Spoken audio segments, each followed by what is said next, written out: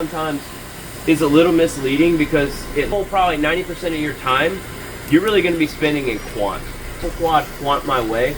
Don't use this one. This is really meant for a single quad. You want the triple quad Quant my way. So make sure you're doing that icon.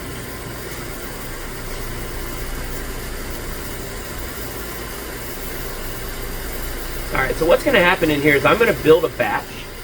So similar to yesterday how we built a sequence, a work list. Then I'm going to have a quant method that I'm going to build to apply to it. So think we've got a list of samples we want to run. We give it an acquisition method. Here's how I want you to collect the data. Now we've got all this data file. We need a quant method to say, here's how I want you to process that data. Here's the calibration, concentration, and those sorts of details. So the first thing I'm going to do is I'm going to create a new batch. So everything that we do is in a batch.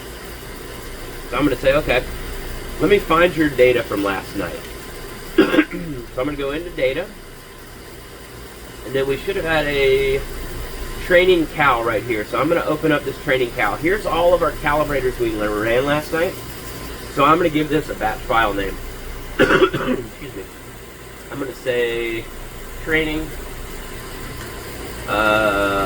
cal acidics, and then we'll do 05, 13, 20, 25. So this is going to be my batch file where we're going to do all the quantitative analysis. So it's going to automatically look in the folder that I just created that.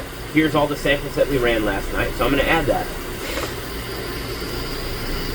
Now I have a batch of data files. I just have no instructions on how to process it. I got nothing to tell it what the different analytes are, what the calibration levels are. Alright.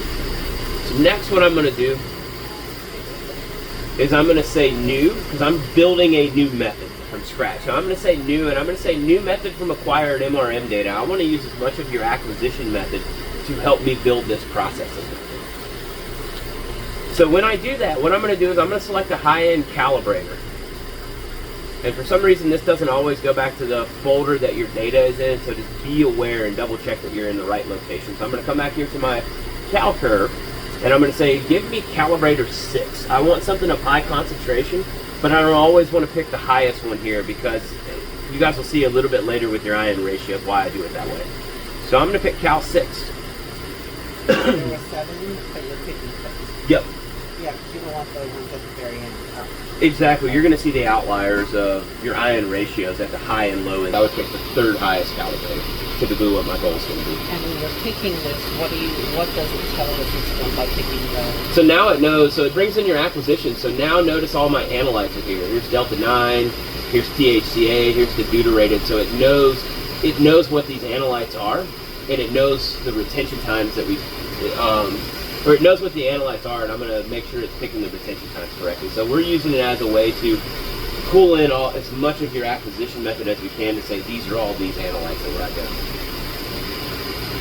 Alright, so the great part about our Quant software is when you're back here building a method, if you touch on everything in this little method setup task, we're going to have everything that we need in there to build your basic method. Everything else out of there is about, having outliers and things like that. We set limits. It's going to flag it when values are outside of those limits. So we'll stick to the basics on this one first and just say, let's get a basic method built, then we'll worry about